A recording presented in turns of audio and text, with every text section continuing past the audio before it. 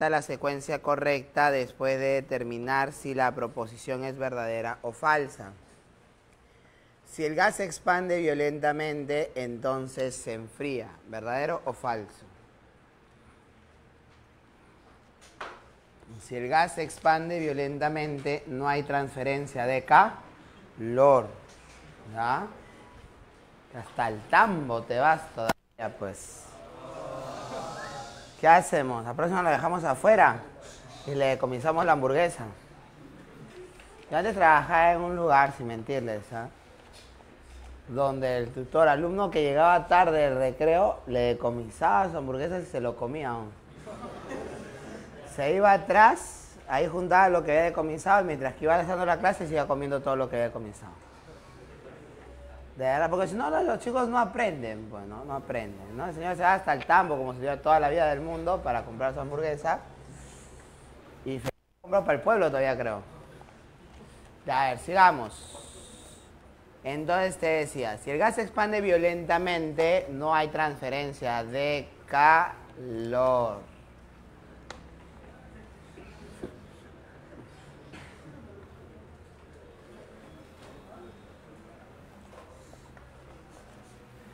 Si no hay transferencia de calor, el trabajo realizado lo hace consumiendo energía interna y por lo tanto la energía interna disminuye. Sería un proceso adiabático, pues, ¿está bien o no? Y por lo tanto la primera sería verdadero.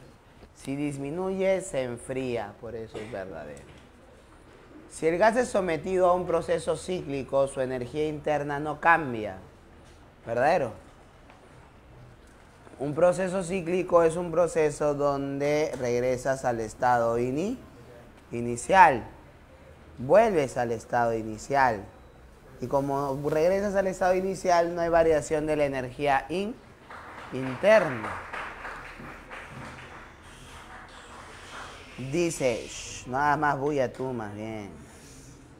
Si el gas se expande isobáricamente, el gas se enfría.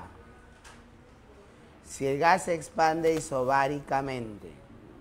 Si se expande isobáricamente, tienes que entregarle calor. No hay otra forma. No hay otra forma. Ya ves, si se expande isobáricamente, como es isobárico, al aumentar el volumen, ¿quién aumenta? La temperatura, porque el volumen y la temperatura son directamente proporcionales. Si se expande isobáricamente, ¿no? La temperatura final es mayor a la inicial y la variación de energía interna sería positiva. El gas se calienta y ahí sería falso. Y la clave sería burrito, ¿no? Burrito. Esa creo que fue pregunta de admisión, creo. Sigue, indique verdadero o falso según corresponda. Todo cuerpo puede intercambiar energía con el medio que lo rodea en dos formas, calor y trabajo. Todo cuerpo puede intercambiar energía con el medio que lo rodea. El calor y el trabajo se definen como formas de energía en tránsito no almacenable. Tú irradias calor. Entonces estás intercambiando constantemente con el medio energía por medio del calor. Pero cada vez que tú caminas, levantas algo, empujas algo, estás haciendo trabajo. Entonces sí, es verdadero. Yo puedo intercambiar energía con el medio, ya sea en forma de calor o de trabajo. La 2. Si un gas absorbe calor a volumen constante, no hay trabajo. Todo el calor que recibe lo utiliza ¿para qué? ¿Para qué lo utiliza? Para variar su energía interna. Entonces tenemos nosotros acá, dice, si un gas absorbe calor a volumen constante, entonces el cambio de energía interna es positivo. ¿Sería verdad? verdadero. ¿Es posible que un gas haga trabajo solo a costa de su energía interna? Verdadero. Los procesos adiabáticos. ¿Cuál sería la clave? Todas, ¿no? ¿Todas cómo son? Todas son verdaderas. Caso ideal. Ya, en la pregunta número 16 dice, señale la veracidad o falsedad de las siguientes. La veracidad o falsedad de cada una de las siguientes proposiciones. La temperatura mide la cantidad de calor, ya, se acabó, no sigo leyendo. Yo sé que eso es falso. Se dice que un sistema ha ejecutado un proceso termodinámico reversible si luego del proceso el sistema retorna a su estado inicial. Falso.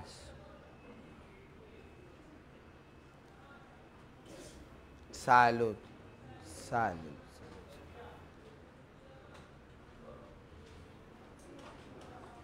Un proceso reversible se define como aquel proceso en el cual se define aquel proceso por el cual el gas, siguiendo el mismo proceso de regreso, puede volver a su estado inicial. O sea, un proceso es reversible cuando tú lo puedes hacer tanto de ida como de vuelta. Lo puedes hacer. No es que hagas la ida y la vuelta. No. Acá el problema dice, luego del proceso el sistema retorna a su estado inicial. No. No hay necesidad de que el sistema retorne a su estado inicial para que sea reversible. ¿Estamos bien hasta ahí o no? Simplemente tengo que tener la certeza que yo sé que voy a regresar por ese proceso y voy a llegar al estado inicial. Nada más. Ese es un proceso reversible, ¿sí? Entonces, por eso la segunda proposición es falsa. ¿Ya? Porque acá está condicionándolo a que regrese al terminar el proceso. Ya lo está condicionando a eso.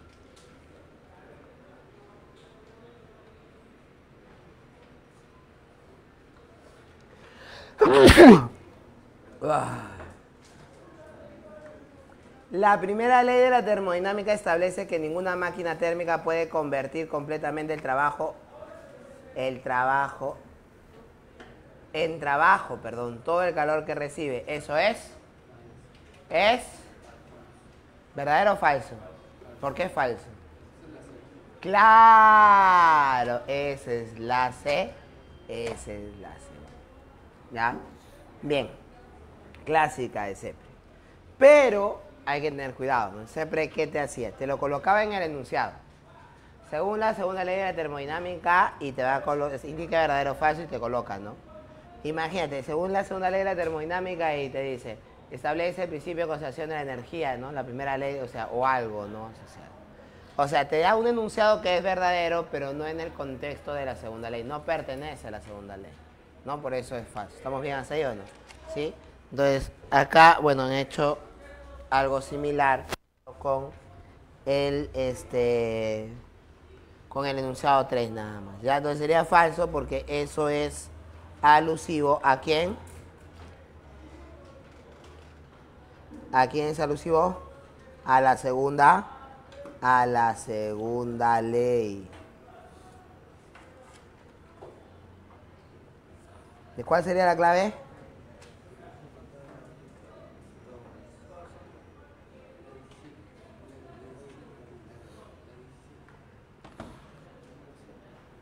Ya.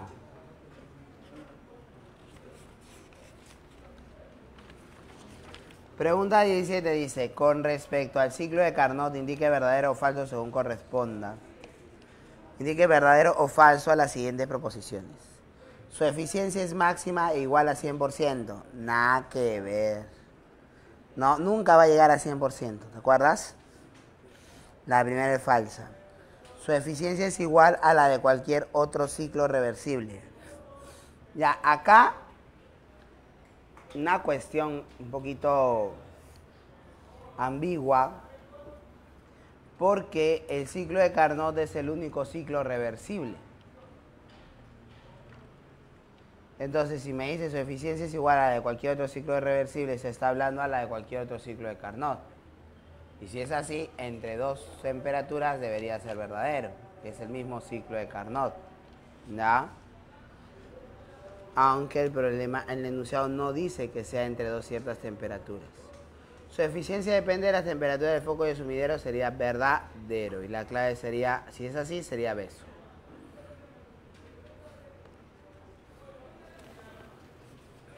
(18) Indique si las siguientes proposiciones son verdaderas o falsas. El Kp es el calor entregado por cada mol de gas y por cada Kelvin en un proceso a presión constante. Eso sería verdad, verdadero.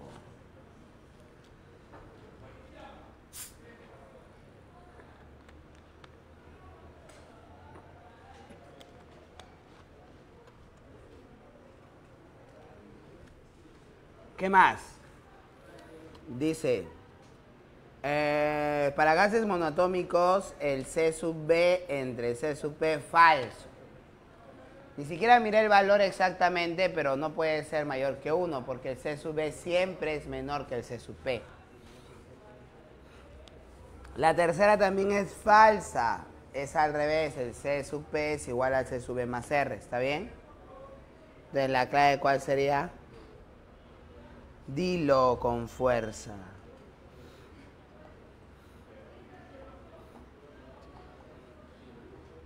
Ya, en la pregunta número 19 dice, ¿cuáles de las siguientes proposiciones son correctas? En un proceso adiabático, si el gas se expande, su temperatura aumenta. Falso. Si el gas se expande, la temperatura disminuye. ¿No es que va hacia abajo en la curva adiabática? En un proceso adiabático, si el gas se comprime, su temperatura disminuye. Falso. Si el gas se comprime, su temperatura aumenta.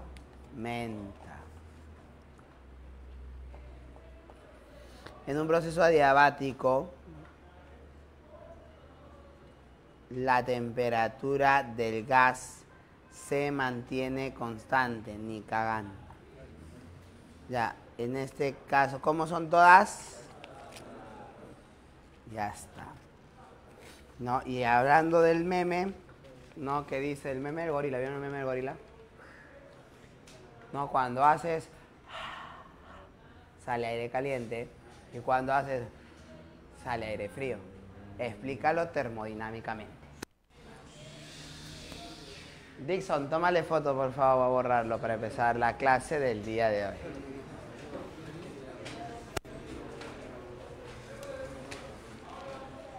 ¿Y el boletín de hoy? ¿Hasta ya tirado? Sí. No, chévere.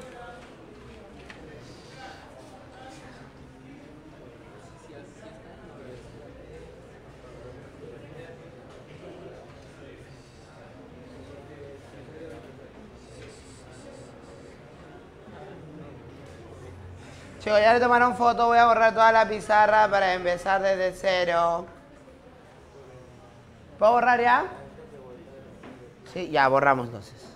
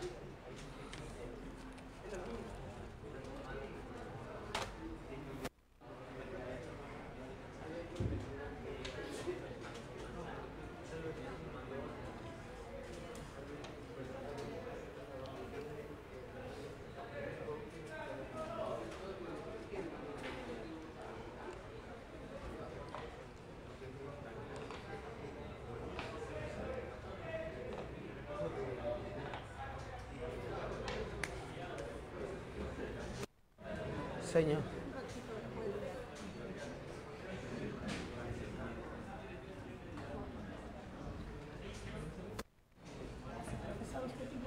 Sí, sí, abajo.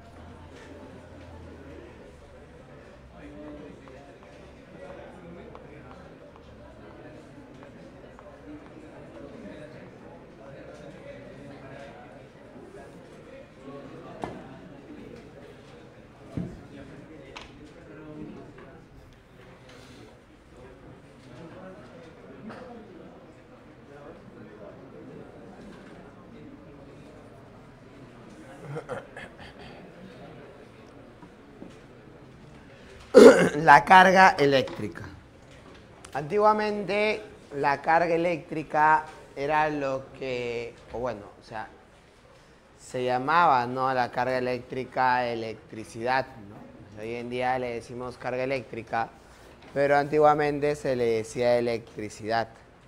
La electricidad estática es justo la carga electrostática que se almacena en las superficies de los cuerpos metálicos o conductores, ¿no? Entonces, eso es la electricidad estática. ¿Estamos bien hasta ahí, ¿no? ¿Sí?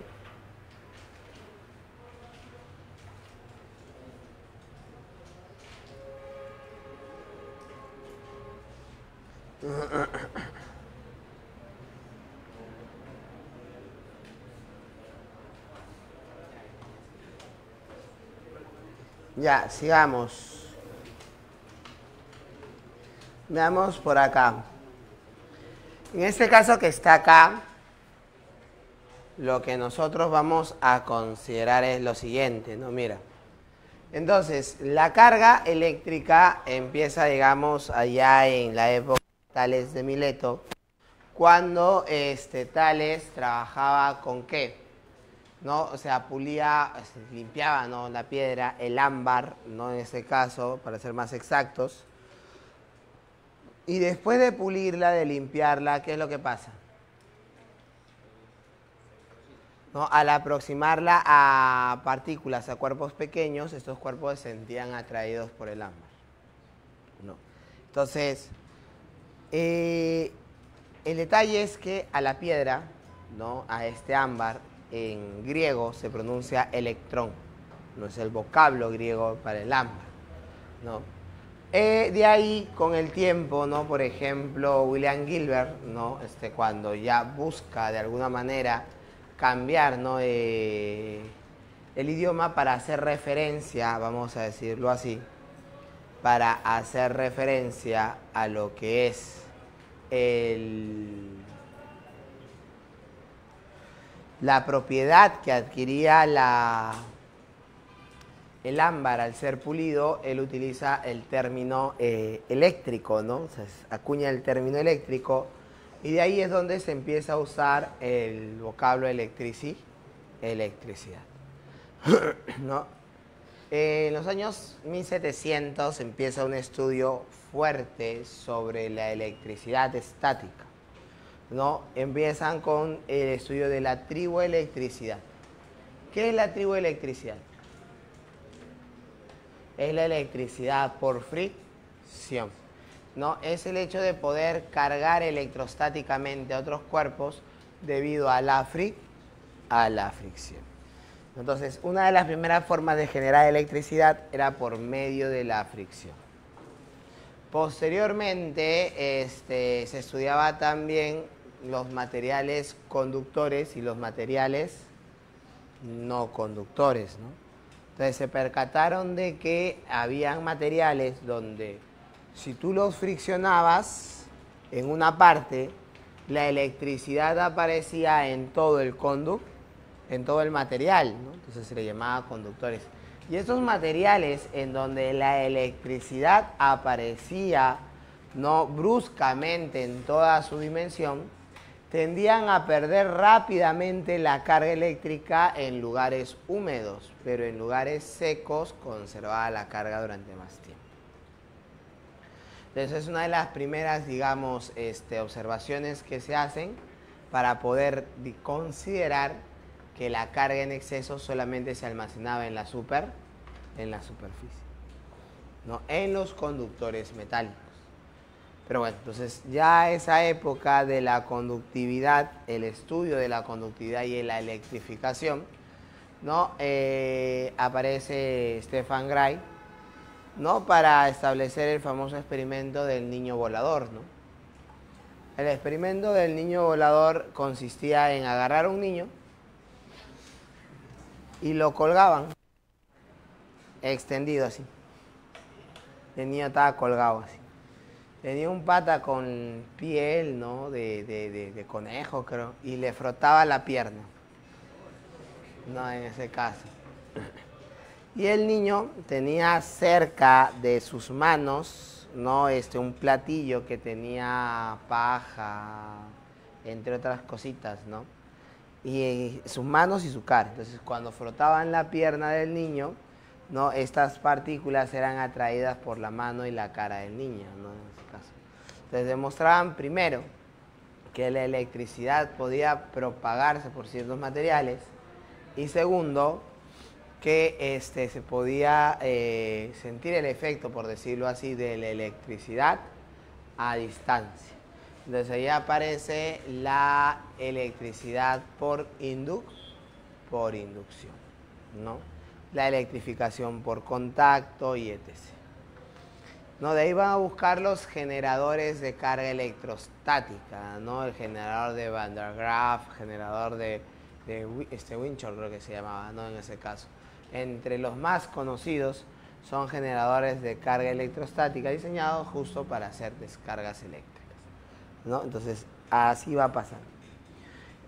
Hasta ahí, la carga eléctrica o la electricidad simplemente era un atributo que se le daba a la materia para poder explicar fenómenos asociados con la fricción y el frotamiento, ¿no? O sea, cuando frotabas cuerpos, ¿qué pasaba?, ¿no? Entonces, de ahí, como te digo, simplemente era la electricidad la idea.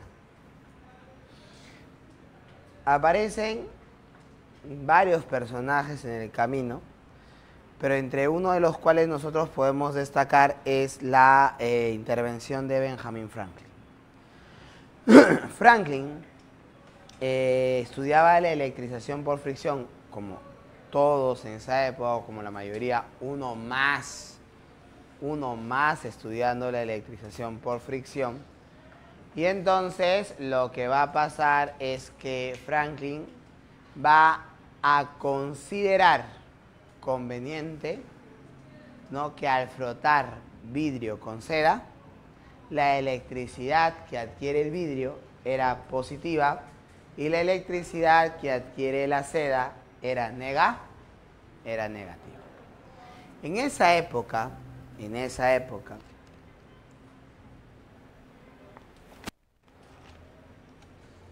se pensaba que la electricidad era una especie de fluido. En este caso, la electricidad era una especie de fluido. Y entonces Benjamin Franklin suponía que cuando frotaba la seda con el vidrio le quitaba a la seda este fluido eléctrico y por eso tenía electricidad positiva, mientras que la seda, debido a que perdió el fluido eléctrico, tenía electricidad negativa. Con el tiempo se va a descubrir que es al revés, pero ya debemos considerar que es Benjamin Franklin el que nos da, digamos, una característica matemática a la carga. El hecho de llamarla positiva y negativa. Entonces hasta ahí tenemos que van a haber dos tipos de carga eléctrica. ¿Estamos bien hasta ahí, hermano? ¿Sí? Son dos tipos de carga eléctrica, carga positiva y carga negativa. Y eso se lo debemos a Franklin. Franklin también va a proponer un principio de conservación de la carga eléctrica. Si dos cuerpos se frotan, uno pierde lo que gana el otro y por lo tanto no se pierde nada. Entonces se debe conservar la carga eléctrica, ¿no? Él proponía la conservación de la carga eléctrica. Pero hasta ahí todo sigue siendo meramente superficial. Pero cambia el enfoque. Cambia el enfoque, ¿por qué? Porque ya la carga tenía un atributo matemático. O sea, después viene Charles Agustín Coulomb para establecer una forma de cuantificar la fuerza entre las cargas eléctricas y con ella poder establecer una manera de cuantificar las cargas, ¿no? Al medir la fuerza entre ellas. Y después de eso se va a construir toda la teoría de la electricidad y el magnetismo. Todo se construye a partir de la convención de Benjamin Franklin de suponer que el vidrio se cargaba positivo y que la seda se cargaba negativo. O sea, esa simple idea, ¿no? O sea, se mantiene, no se cambia, se conserva, ¿no? Y aparece toda la teoría electrostática, la teoría de campo, ¿no? Del campo eléctrico, de las líneas de fuerza, los fenómenos electromagnéticos, que todo se iba descubriendo ahí a la par. O sea, ya empezó el 1800, termina el 1700, empieza el 1800 y todo comenzó a aparecer, ¿no? En el año 1873, Jane Clermont va a publicar su libro sobre ondas electromagnéticas. La respuesta a su publicación del año de 1865 sobre la teoría del electromagnetismo, ¿no? Y en el 1887, Heringer demuestra de forma indirecta, demuestra que las ondas de Maxwell, las ondas electromagnéticas de Maxwell, podían comportarse como la luz y que la luz se comportaba como las ondas electromagnéticas, por ser un fenómeno ondulatorio. Y de alguna manera indirecta se establece que la luz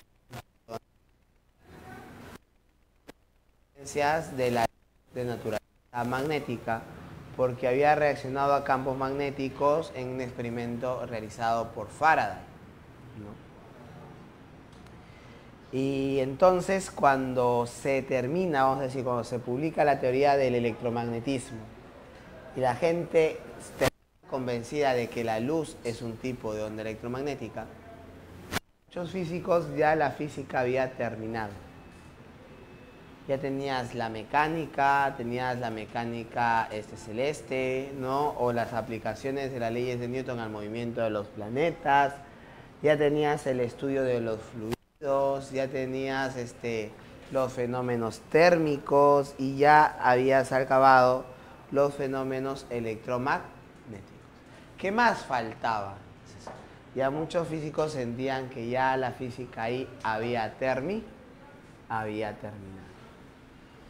Entonces, que ya no había nada por descubrir y que se aparecía algo nuevo, ¿no? Las leyes que conocían en esa época iban a ser suficientes para poder explicarlas. La genialidad de James Clerk Maxwell se comparaba con la genialidad de Isaac Newton. No se consideraban personas equivalentes en campos diferentes de la física. Uno unificó los cielos y la tierra, ¿no? Con las leyes de Newton y la ley de gravitación universal, y otro unificó la electricidad y el magnetismo con las 4 ecuaciones y la teoría de ondas electromagnéticas. ¿No? O sea, por eso se consideraban dioses, por decirlo así. Y muchos, como te digo, físicos estaban ya, entre comillas, tranquilos porque ya no había nada más que hacer. Ya estaba todo listo. Hasta que en el año 1897, que van a haber problemas antes, ¿ya? O sea, hay otros problemas antes, pero lo que nos interesa el día de hoy, y hablaremos de los otros problemas después, es lo que va a pasar en el año 1897. En el año 1897, Joseph John Thomson jugaba con un experimento que se había puesto de moda, los rayos catódicos. Desde los 1888, creo, por ahí aproximadamente, en los laboratorios de Thomas Edison se descubrió la termoionización. Un metal, al ser calentado a temperaturas, emite electrones. ¿Estamos bien hasta ahí o no? ¿Sí? Y entonces se puso de moda. Todo el mundo comenzó a jugar con este experimento, lo metían a campos eléctricos, comenzaban a salir radiaciones catódicas, y la gente jugaba con los rayos catódicos, ¿no? Entre esos estaba, por ejemplo, William Conrad Röntgen, ¿no? Que descubrió los rayos jugando con los rayos catódicos, ¿no? En ese caso. Y aparece en el año 1997 Joseph John Thomson, ¿no? Jugando también con rayos catódicos, cambia el material en los rayos catódicos, el material del cátodo.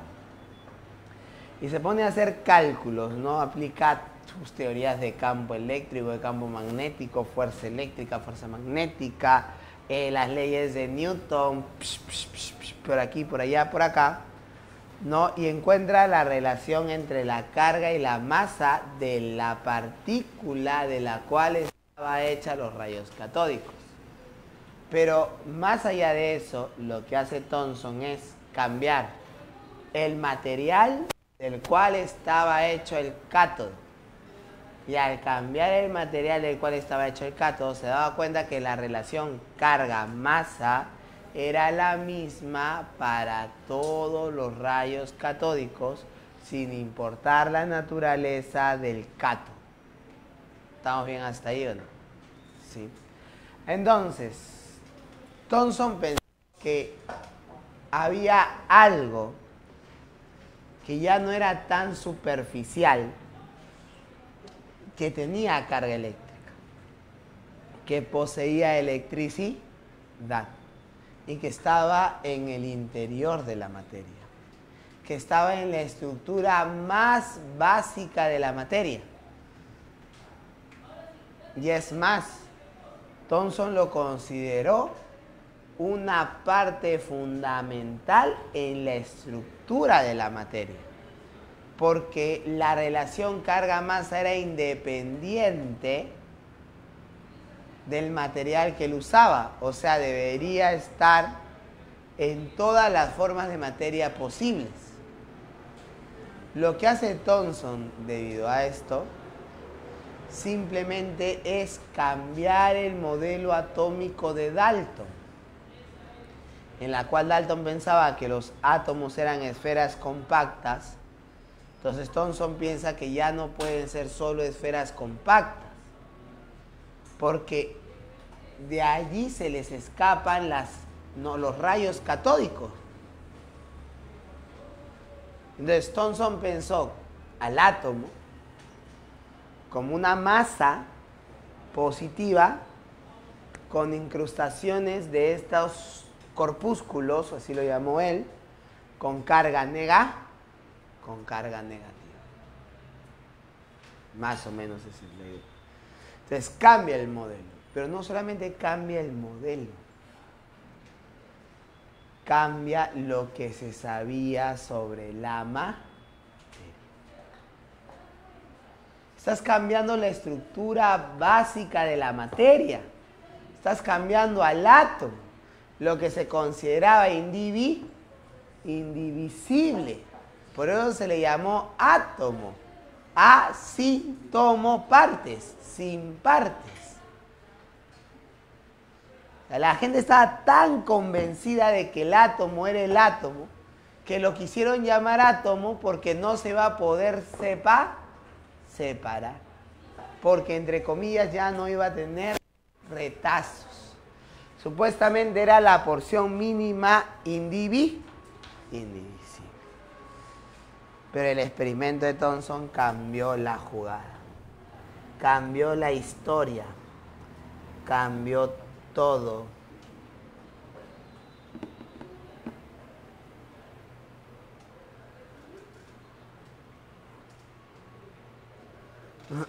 Ya, veamos ahora entonces.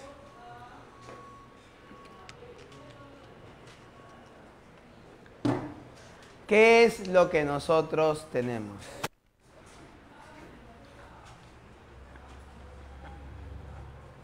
A ver,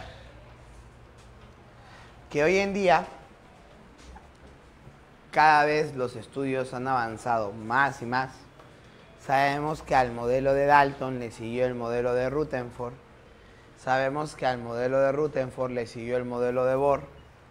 Y sabemos que al modelo de Bohr le siguieron otros modelos atómicos. Ha cambiado el modelo atómico, pero lo que no ha podido cambiar, ¿qué cosa es? Lo que hasta ahora se mantiene es que los átomos están conformados por partículas que tienen carga eléctrica. Y que esta carga eléctrica es esencial para la explicación de la materia como la conocemos. Entonces, ¿qué es la carga eléctrica? La carga eléctrica, decimos nosotros que es una propiedad. La carga eléctrica es una propiedad.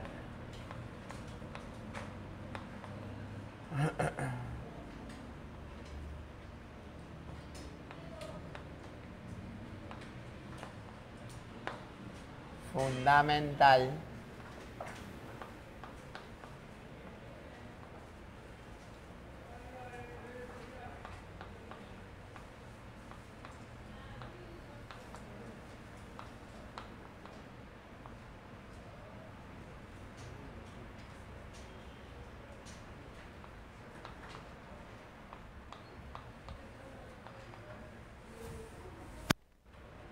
de la materia. De la materia.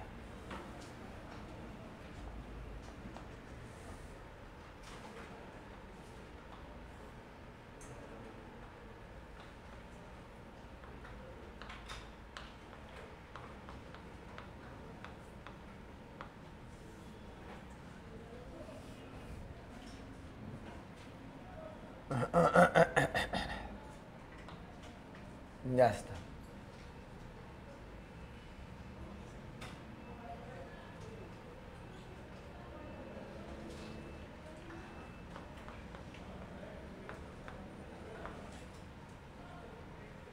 Ya está.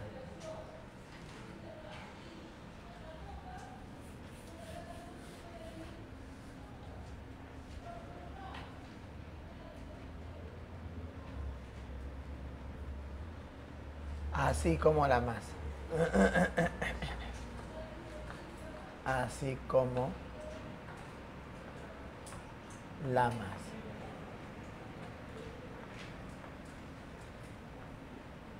Ya está.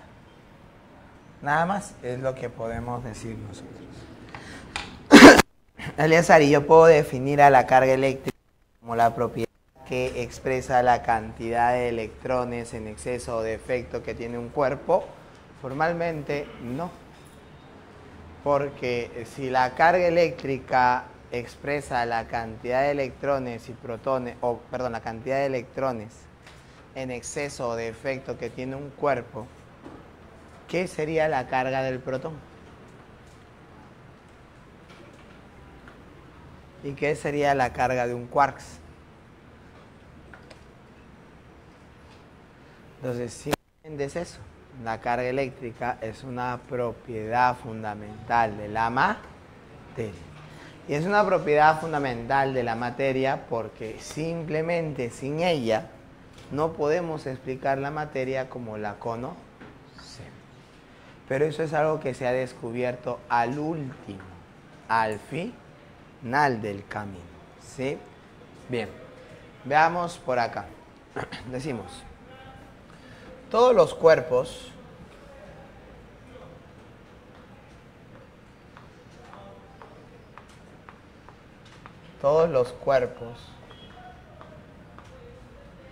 están conformados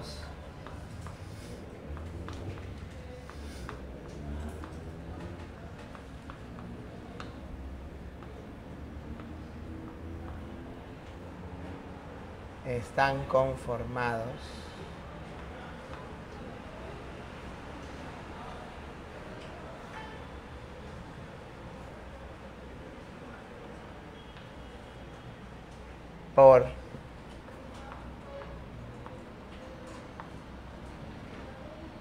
protones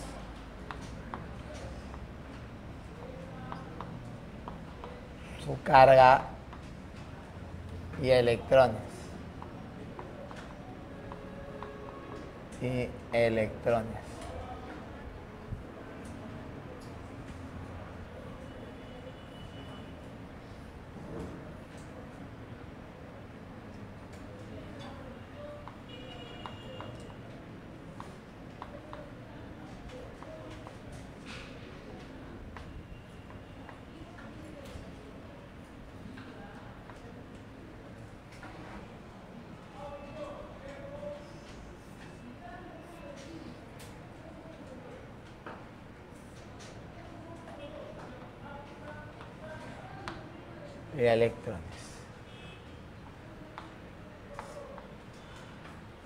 Toda forma de materia, ¿no?, está conformada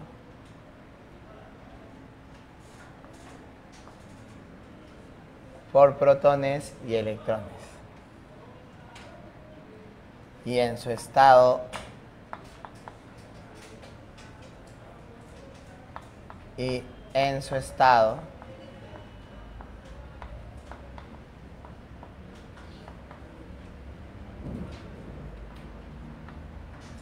original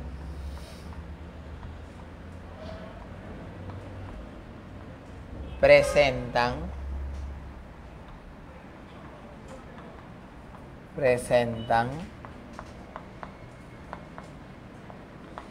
igual cantidad de estos.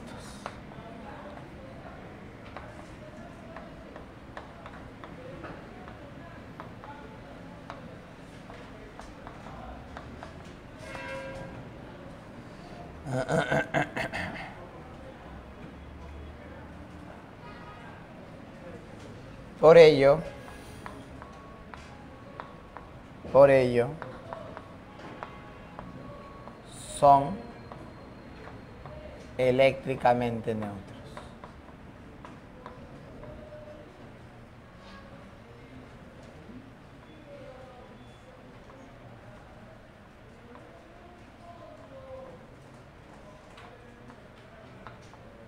Eléctricamente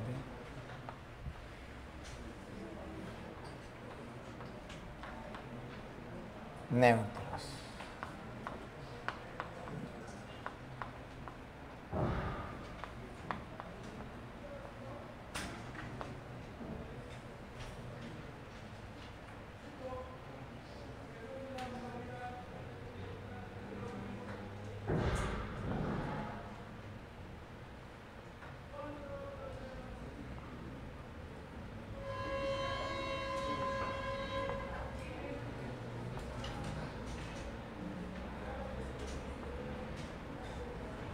Ya está.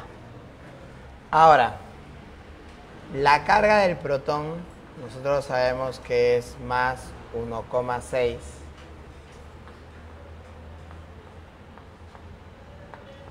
por 10 a la menos 19 coulomb. Y la carga del electrón es menos 1,6 por 10 a la menos 19 coulomb. Eso es lo que nosotros tenemos.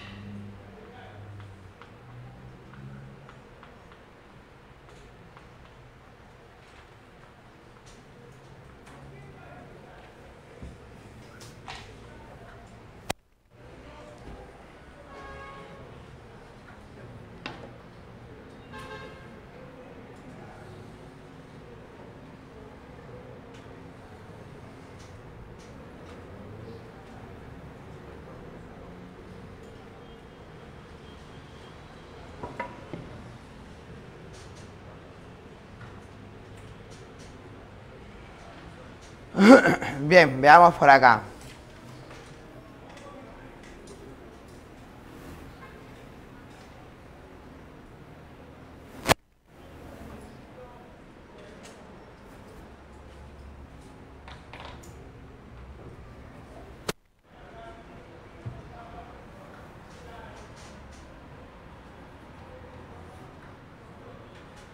Principio de cuantización de la carga eléctrica. Fue, vamos a decir así,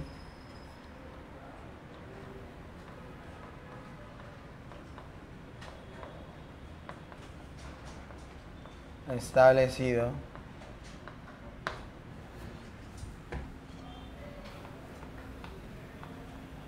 por primera vez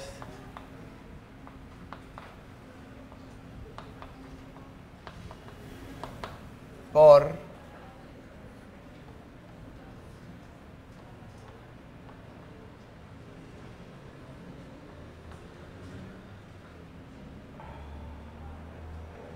Robert Millikan.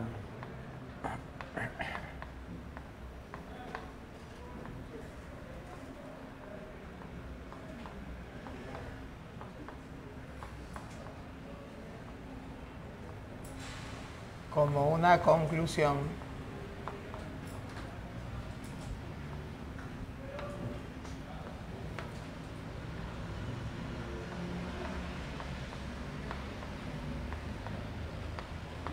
de su experimento de la gota de aceite.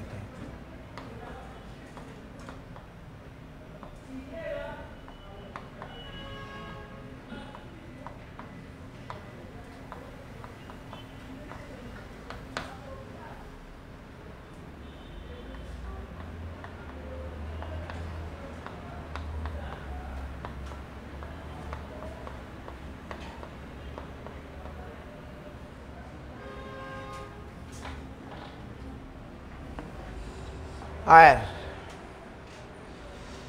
sabemos nosotros, o bueno, se dice, ¿no? Se dice que Robert Millikan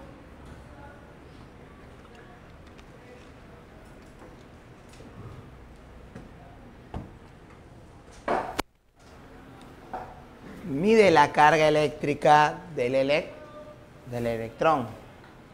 Pero en realidad no fue tanto así, ¿no? En realidad, Robert Millikan no mide la carga eléctrica del electrón, porque en esa época no se podía aislar al electrón. ¿Ya? ¿Estamos bien hasta ahí? No se podía aislar al electrón. Entonces, si no se podía aislar al electrón, ¿cómo Eleazar midió la carga del electrón? Es que no la midió Robert Millikan. Lo que solemos decir es que la extrapoló. Es el término que se utiliza. Robert Millikan extrapola la carga del electrón. ¿Cómo extrapola la carga del electrón? Lo que pasa es que cuando él hacía el experimento de la gota de aceite, él medía la carga de las gotas que quedaban suspendidas en el aire en el interior de un campo eléctrico. El campo eléctrico era conocido y el peso de las gotas también era calculable. Entonces, lo que hacía Millikan simplemente era calcular la carga de cada gota. Al calcular la carga de cada gota se da cuenta de algo interesante. Sus cargas eran un múltiplo entero de un valor mínimo. Y entonces Millikan comienza a buscar ese valor. Pero ya es a través de cálculo a partir de ahí. Y llega al valor mínimo. Entonces Millikan, creyendo que lo que dijo Thomson era cierto, ¿no? Entonces simplemente afirma que ese valor mínimo que él había encontrado debía ser el valor de la carga del electrón. Entonces de esa manera Millikan encuentra la carga del electrón, ¿no? Ahora, pero en el camino se dio cuenta de algo. Se dio cuenta que la carga neta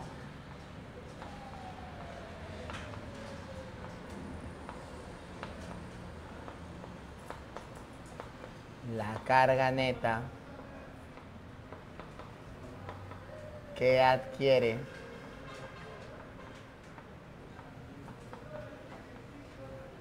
un cuerpo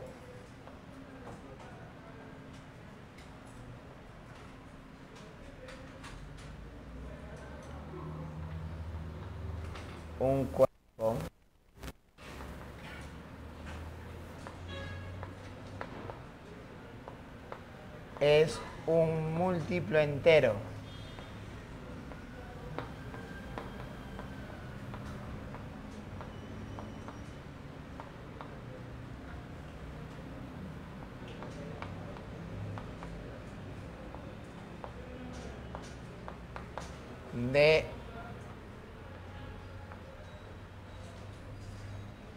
un múltiplo entero de un valor mínimo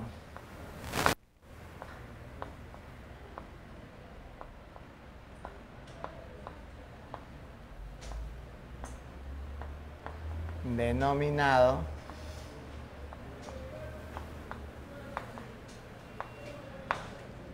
carga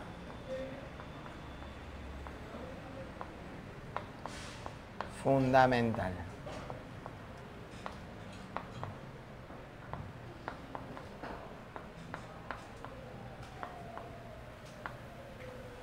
¿Ya? Denominado carga. La carga fundamental solemos expresarla por E, o el valor absoluto de la carga del electrón. En este caso que está acá, entonces si yo tengo un cuerpo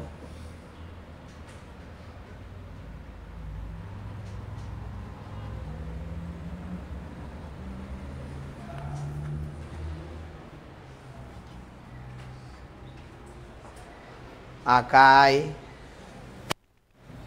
el cuerpo tiene carga eléctrica, entonces esa carga necesariamente será, por ejemplo, un más menos n por el valor absoluto de E. Y en este caso que está acá,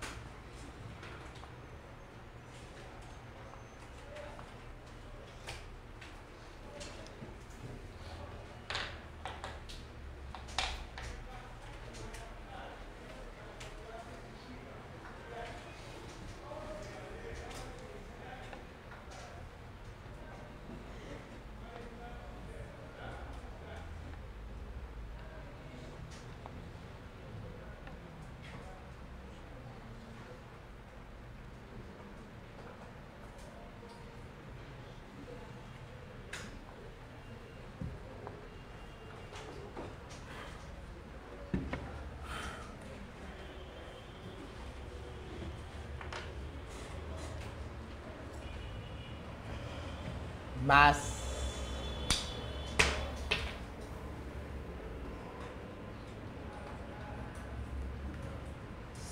si gana electrones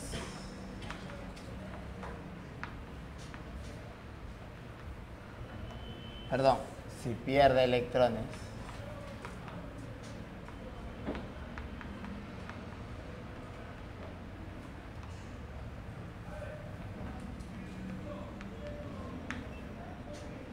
menos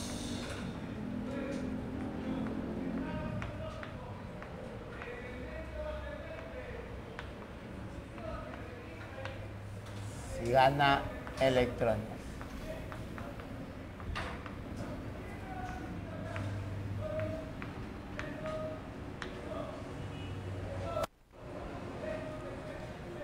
N decimos que pertenece a los enteros, pero vamos a restringirlo a los valores positivos porque el signo ya se lo puse afuera, ¿ya?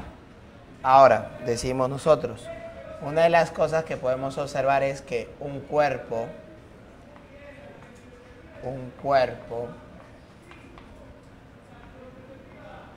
adquiere carga eléctrica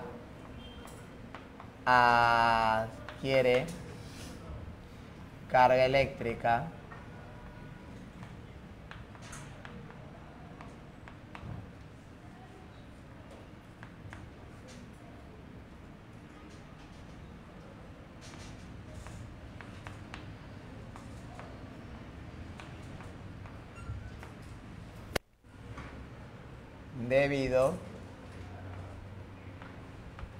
carga eléctrica neta debido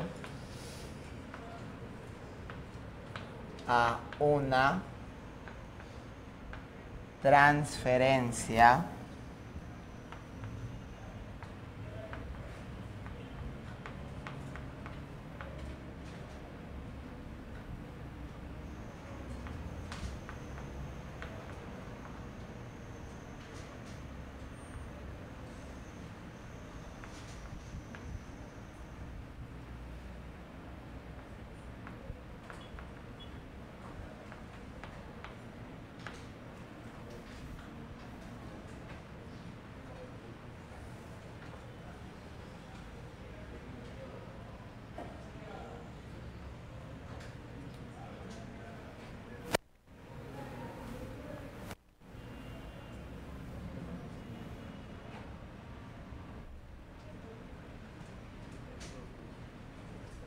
de electrones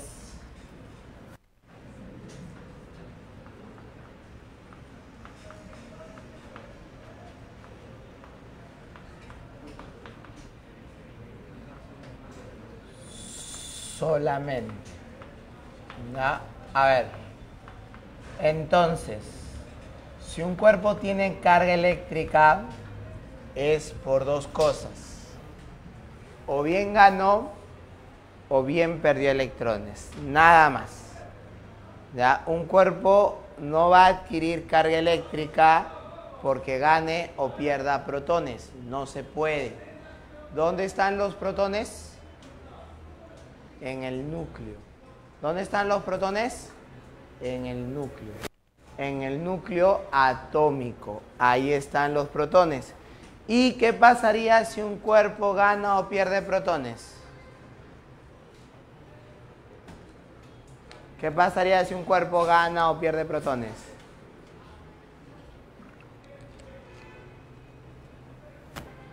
A ver, dime. Si un cuerpo gana o pierde protones, lo que pasaría es que estaría perdiendo protones del núcleo. Estarías cambiando la estructura química, pues. Porque recuerda que el Z define el tipo de L de elemento. Eso no se puede. ¿Ya? Ojo con eso. ¿Sí? Entonces ahí tenemos esa parte.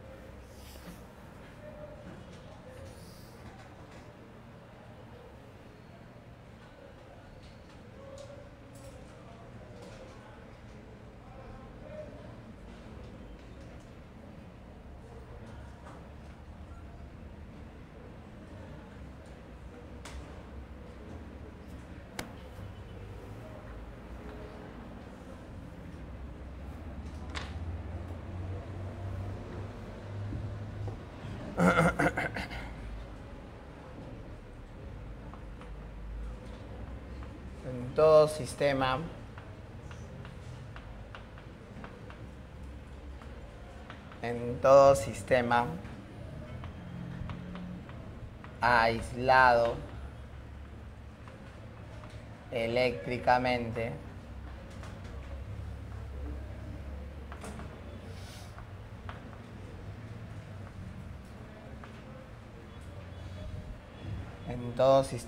aislado eléctricamente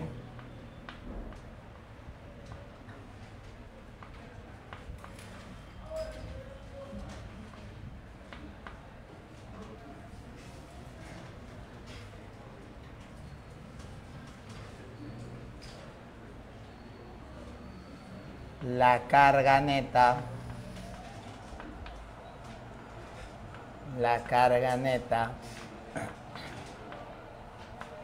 es constante.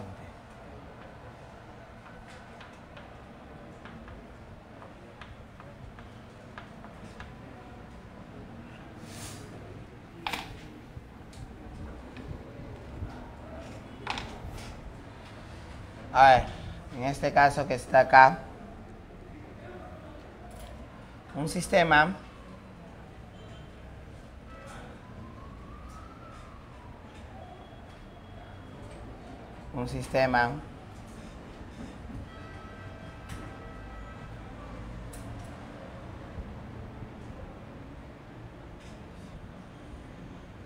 es un conjunto de partículas con carga. Una carga 1, una carga 2, una carga 3.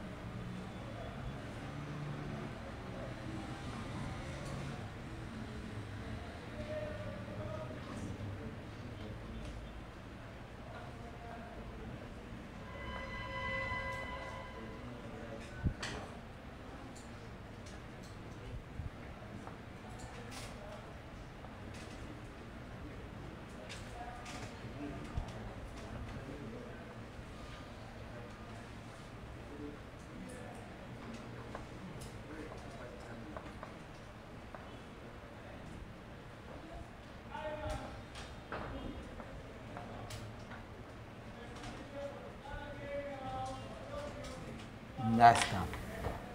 Este es mi sistema. ¿Cuál sería la carga neta de mi sistema? Dime.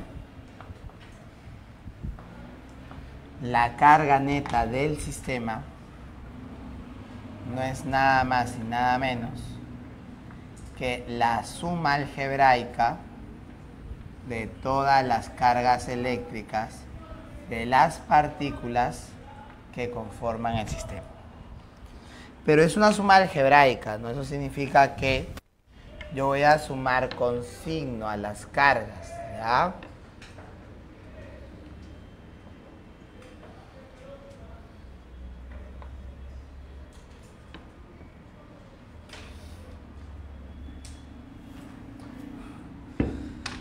Bien, en este caso que está acá,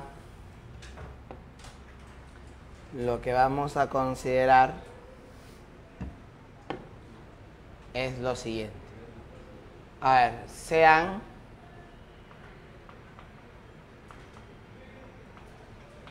dos esferas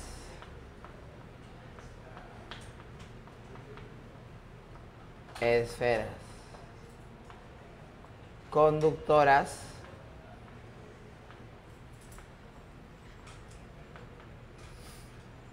iguales, idénticas,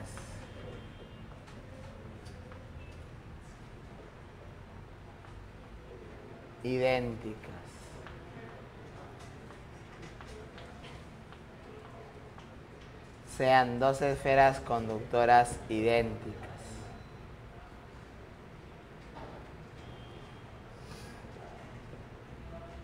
cargadas eléctricamente. Cargadas eléctricamente.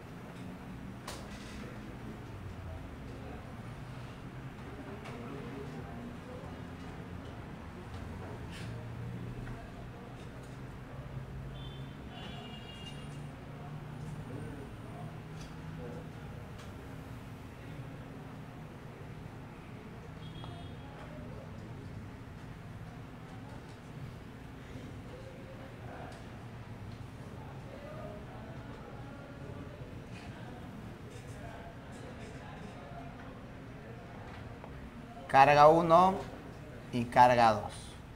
Ojo, es necesario que lo que vamos a hacer, las esferas cargadas sean idénticas, ¿ya?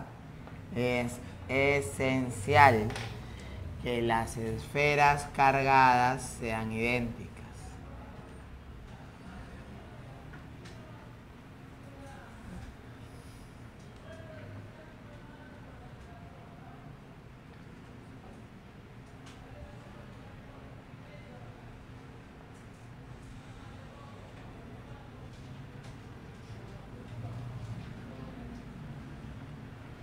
Cuando tú las pones en contacto, hay una interacción entre ellas.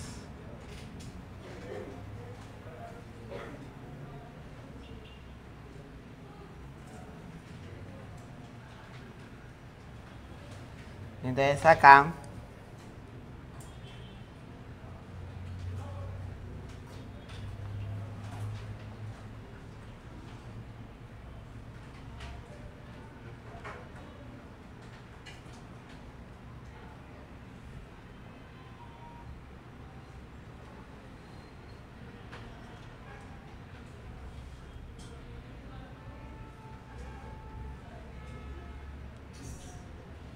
después del contacto, la carga es Q y Q.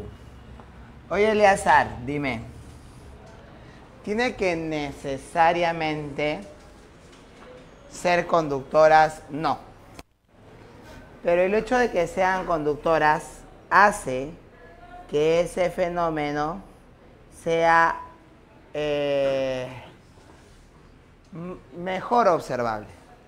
O sea, se observa preferentemente con cuerpos conductores.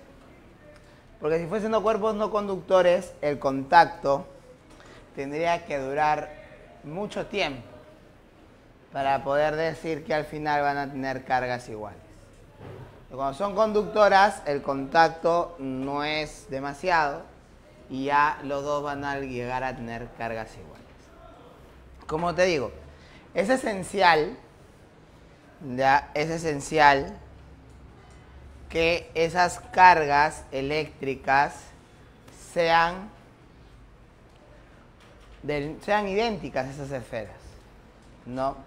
Si yo tengo una esfera grande, una esfera chiquita, y esa está una carga Q1, y esa está una carga Q2, y a esa esfera grande,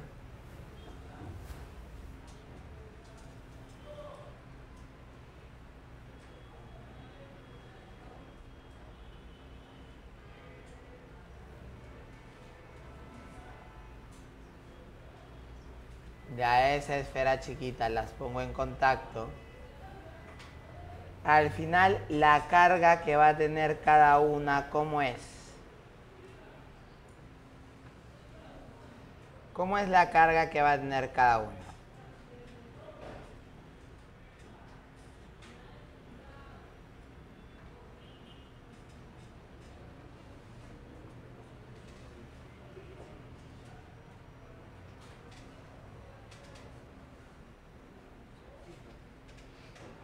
Es más, mira, yo te digo, si ella tiene un radio 1, ella tiene un radio 2, ¿cómo va a ser la carga que tiene cada esfera después del contacto?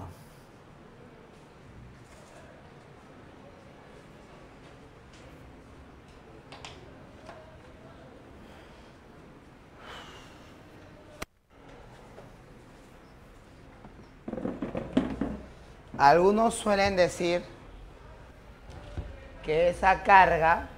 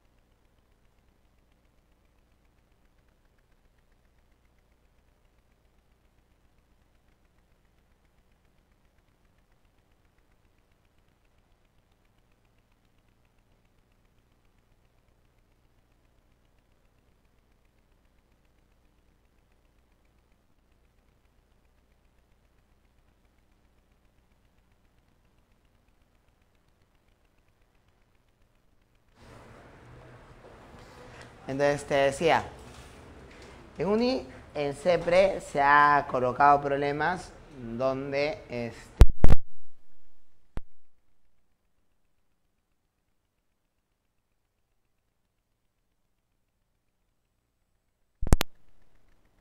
en contacto.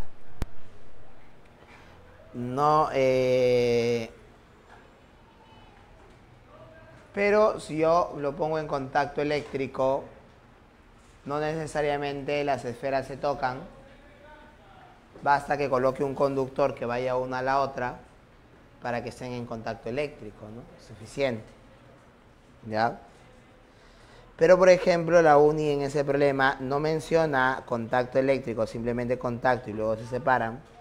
Y considera que la carga se reparte en proporción al radio, no al radio al cuadrado.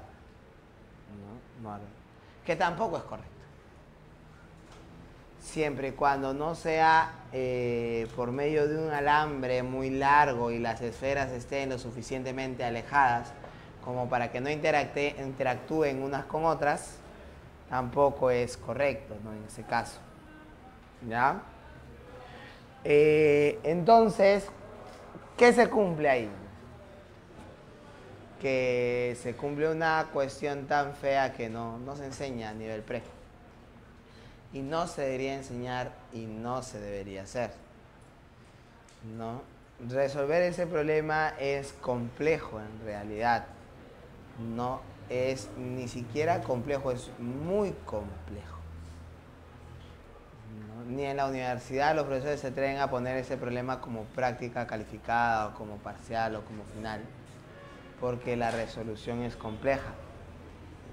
Existe un artículo, ¿no?, en la página de la Royal Society, ¿no?, la academia inglesa, ¿no?, en este caso,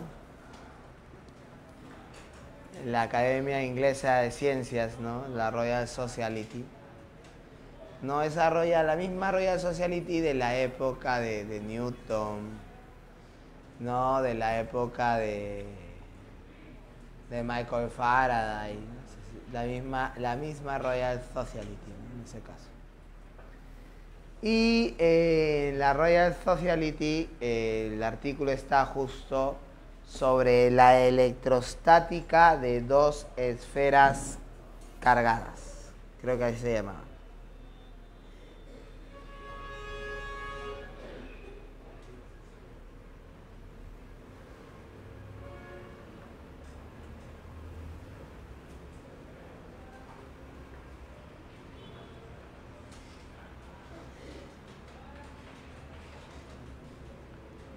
Ah, en inglés, ¿no?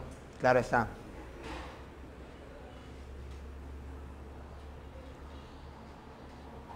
No. Entonces, acá yo lo pongo en español y no va a salir, pues, porque tiene que estar en inglés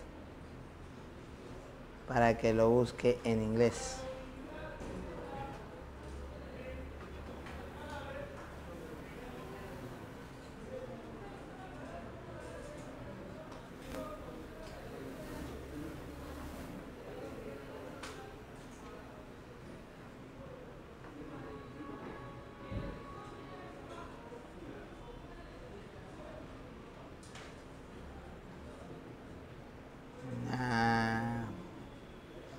No, parece que hay que entrar a la misma página de la Royal Society.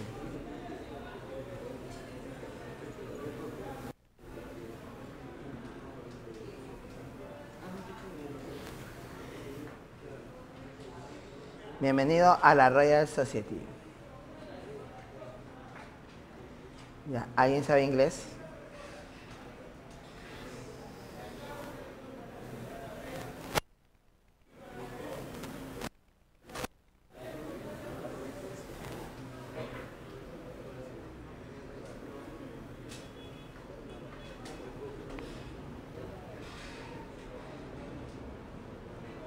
A ver, no la encuentro. Ah, ya, que está mal. Pero...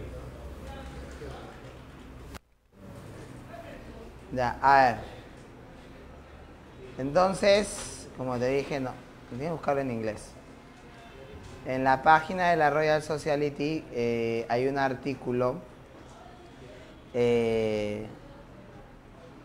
¿no?, sobre ese caso, ¿no?, donde está la resolución de ese problema.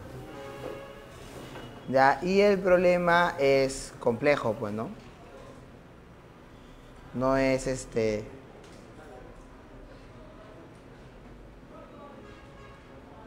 no es tan simple. Ahora, aquí en Perú, también se ha intentado resolver ese problema, ¿no?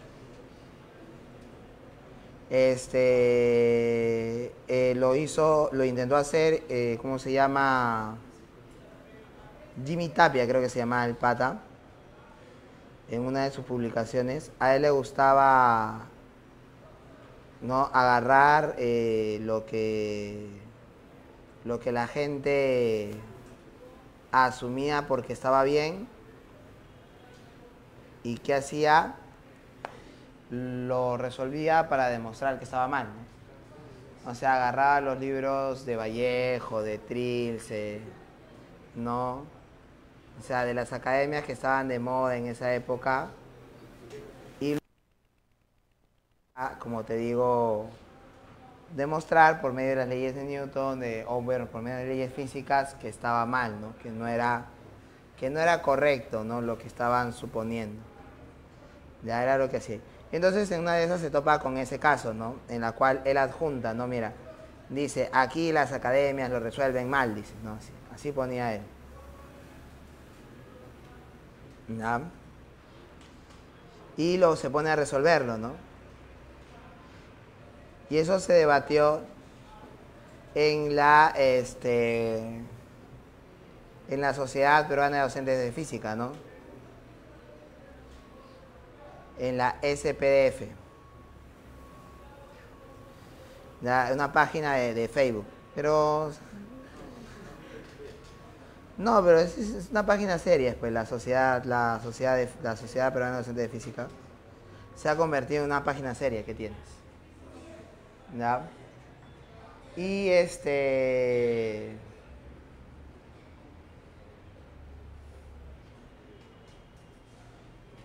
¿cómo se llama? Y él lo había resuelto y después de tiempo quien volvió a participar, o bueno, a sacar a reaflote la publicación fue otro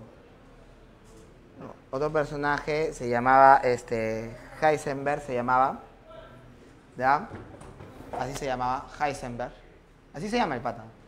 No es un docente de física, hoy en día él ha estudiado física pura. Y también ha participado con nosotros, ¿no? En las delegaciones, ¿no? Cuando hemos estado con los chicos en las Olimpiadas. Y él hace su aportación donde hace, digamos, un aporte al análisis de Jimmy Tapia, hablando sobre las aproximaciones y esas cosas, ¿no? Del cálculo, ¿no? En ese caso. Y acá, ya lo encontré, como te dije, tenía que buscarlo en inglés, ¿no? En la página de la Royal Society, electrostática de dos esferas conductoras cargadas, así se llama. El artículo fue publicado el 8 de septiembre del 2012, ¿no? Por John Lechner, ¿no? En ese caso, ¿ya? Y es un paper, ¿no? En este caso es un documento, ahora se le llama paper ese documento, ¿ya? Y acepto todo. Me sale la política de galletas. De cookies fue, de cookies. Sale la política de galletas. Y tengo que aceptar nomás. ¿Ya? Entonces aquí está, como te digo, la publicación. No sé si será el artículo. Ya, se produjo un error de hacer actas. Acá está, ver texto completo. Descargarlo en PDF de una vez mejor, ¿no? Para tenerlo en mi celular, ¿no? Más idiota. Oye, deja descargar. ¿Ya lo descargaste? Nada. Ya, caballero nomás. Opciones de acceso. Es que no tengo usuario, creo. Por eso no me dejan, creo. Ya, creo que ya lo han... No dejan descargar, ya. Ya.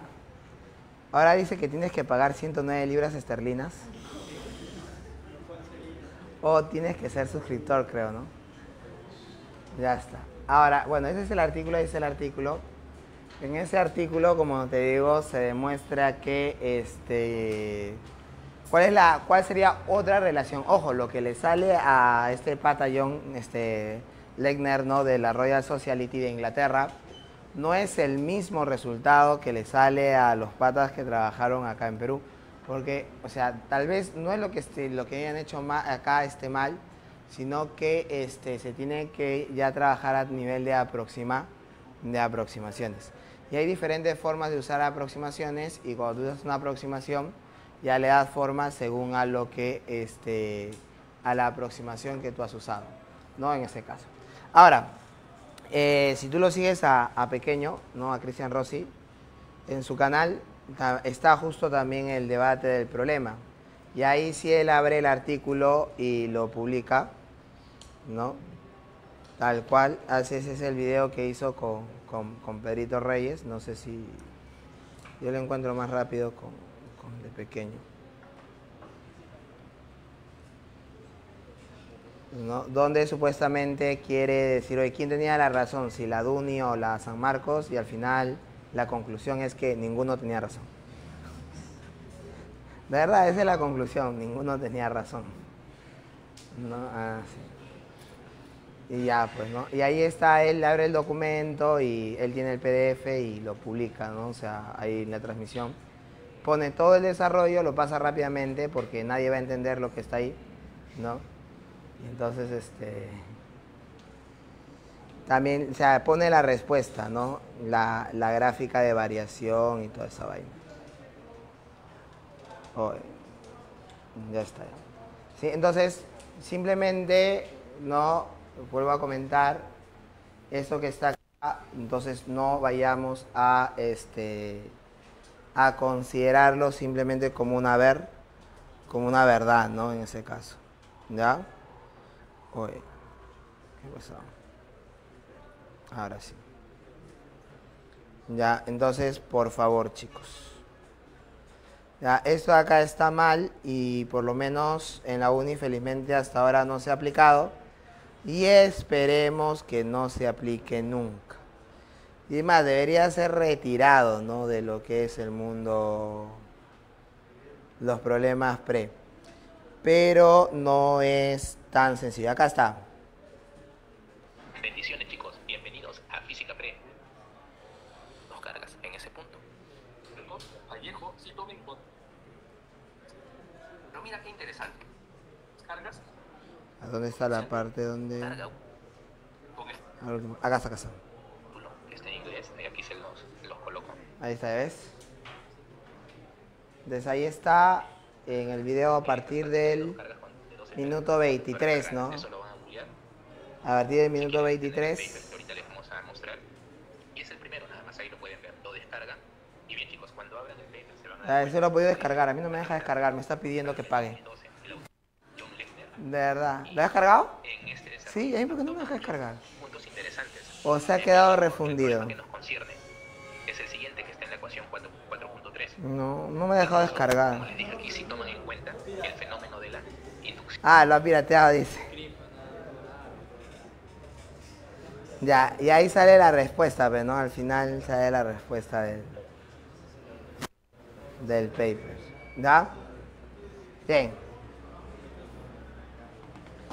Bien, chicos. Entonces, es necesario hacer esto, pues como te vuelvo a repetir, no está bien acostumbrarlos ustedes. Yo sé que ustedes están acostumbrados, y eso siempre lo hemos dicho siempre desde el inicio.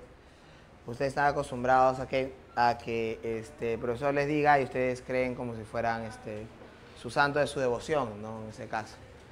Y no es así, ¿no? Y ahora yo me estoy metiendo con lo más sagrado para ti, ¿no? Con tus dioses, con tus Biblias, ¿no? En este caso. Y por eso hay que sustentarlo adecuadamente de que no está bien, ¿no? Que es un error, ¿ya? Entonces, ojo con eso, por favor. Entonces, esto de acá del contacto y que la carga se reparta en valores iguales, solo se va a cumplir ¿cuándo? Solo se va a cumplir cuando las esferas sean idénticas, ¿sí? Entonces, ese es el punto, ¿ya, chicos? Por favor. ¿Ya? Bien. Si tienes el paper, lo compartes con tus compañeros para que todos los puedan tener. Se lo pasas al tutor también para que se lo pase a tus amigos del virtual, que a pesar de que nunca han dicho nada, yo sé que existen, ¿no? En ese caso. Y sigamos.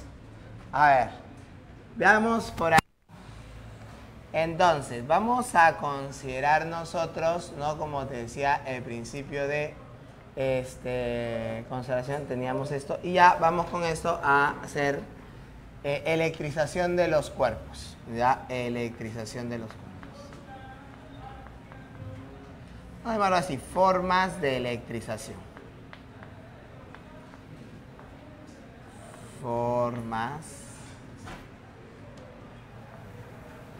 de electrización. Electrización.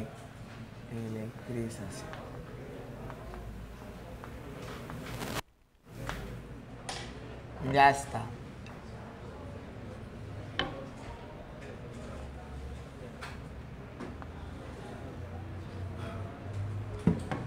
Bien, en este caso que está acá,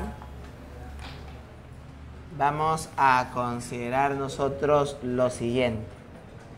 Entre lo que son las formas de electrización tenemos por contacto. Por contacto. ¿Ya? Por contacto. Bien.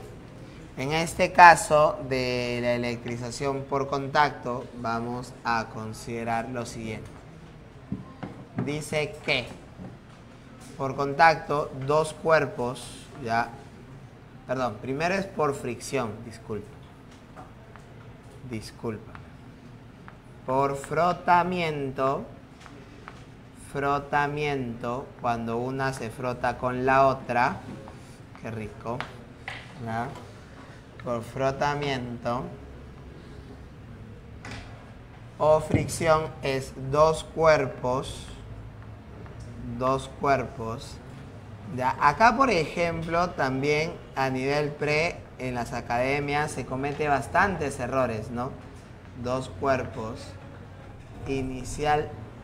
Oye, ¿eso fue temblor o un camión? Dos cuerpos inicialmente neutros, ya, dos cuerpos inicialmente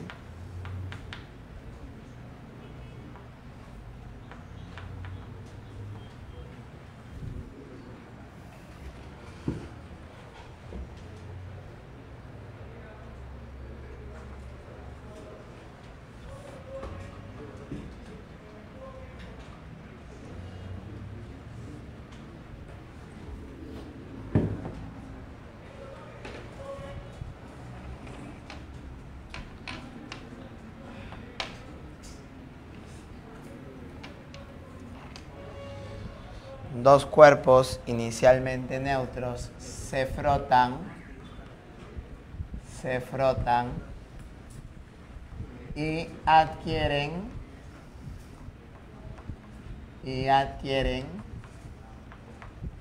cargas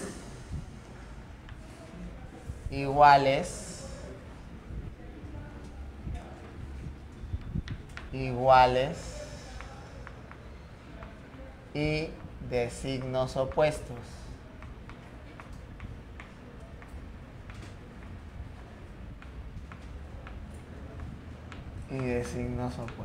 Iguales en valor y signos opuestos porque uno es posi y otro es nega, pues, ¿no?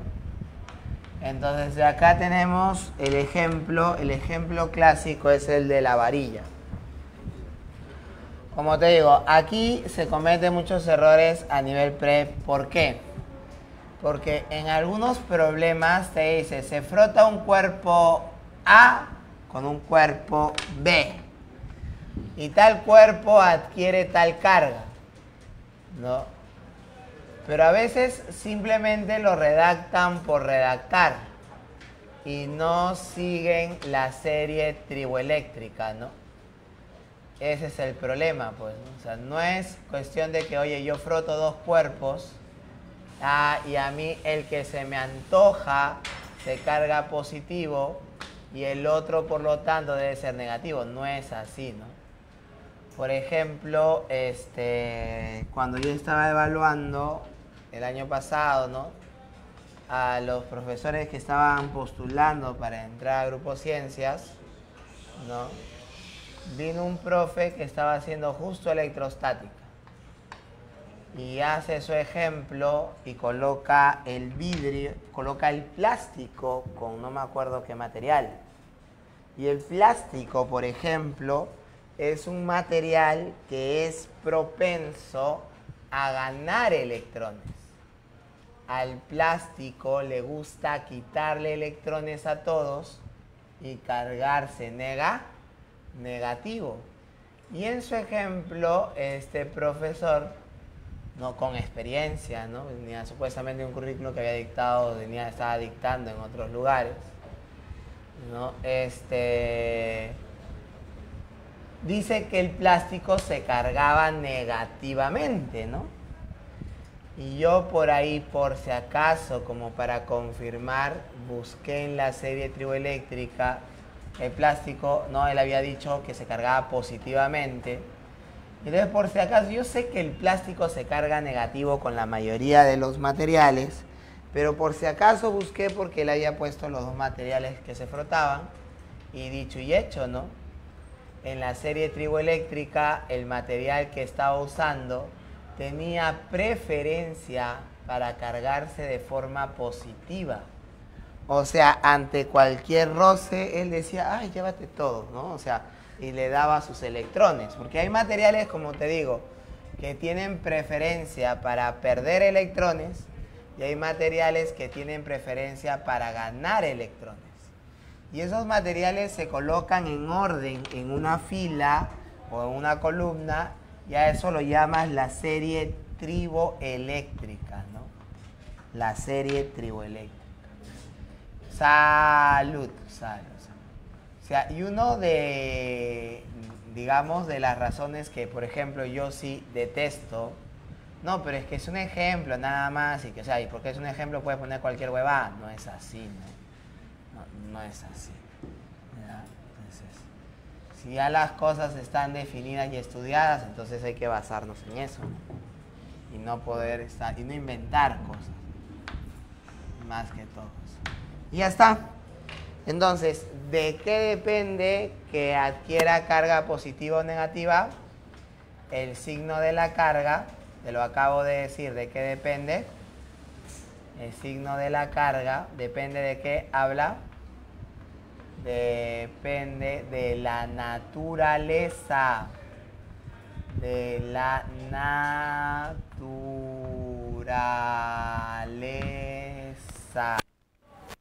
Depende de la naturaleza del material.